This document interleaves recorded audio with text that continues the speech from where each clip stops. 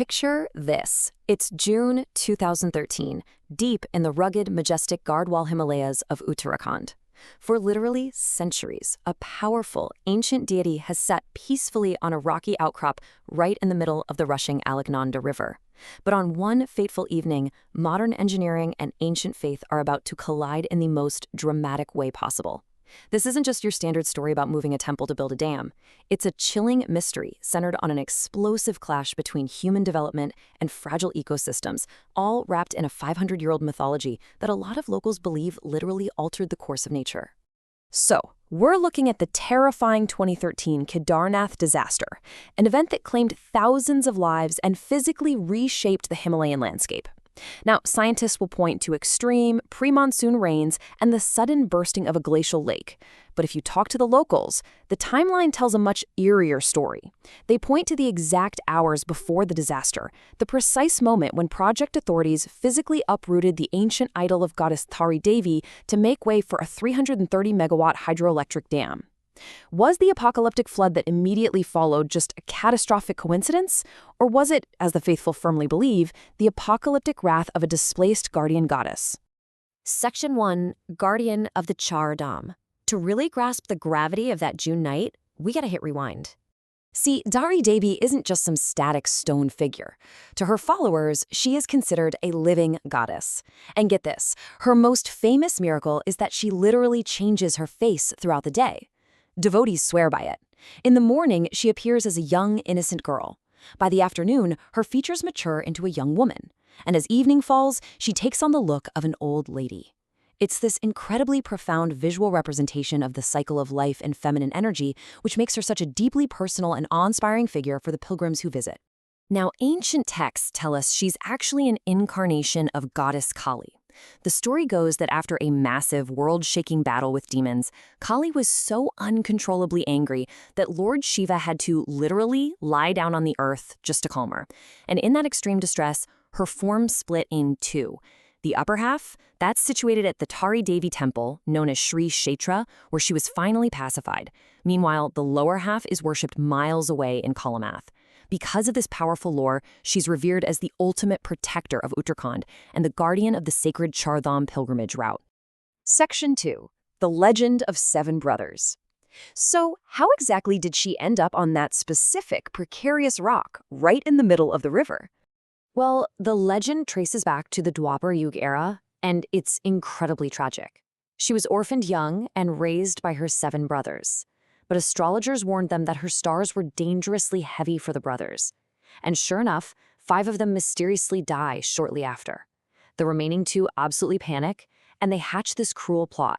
When she's just 13 years old, they behead her and throw her into the river. As her severed head flows down the fierce Alaknanda, it gets lodged against a rock near Kalyasur. A local washerman tries to pull out what he thinks is a drowning girl, but a divine voice stops him, instructing him to enshrine her head right there on that rock. Boom, the sacred open-air temple is born. Section 3, Development versus Devotion. Fast forward to 2006, and the narrative takes a massive modern turn. The state greenlights a colossal 330-megawatt tidal power project on the Alaknanda River. The obvious catch here, the dam's reservoir would completely drown the rocks that Dhari Devi sat on. Project authorities offered a compromise, just elevate the idol onto a new concrete platform. But the locals, priests, and religious groups were absolutely horrified at the thought of moving her from her Mool Stan, her original home. What follows is this massive socio-political gridlock. We're talking an astonishing 1,100-day continuous protest. The Supreme Court and the Ministry of Environment get dragged into it. You even had high-profile saints and politicians threatening Jal Samadhi, intentional drowning, if anyone dared to touch the goddess. The tension was just electric. And the local priests, they fought back by essentially weaponizing astrology. It was a brilliant tactical move to stall the Heidel Company. They argued that the Shukra Ast period made early 2013 totally inauspicious for moving anything sacred. When the company suggested the rare, acceptable date of Akshaya Tritiya in May, the priests pushed the timeline out again, citing the Brihaspati Ast period, meaning absolutely nothing could happen until July. It was basically a cosmic filibuster, keeping the heavy machinery at bay month after month. Section 4. The Night of the Flood.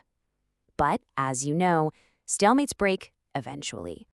With heavy pre-monsoon rains threatening the whole dam site, Authorities finally make a drastic call.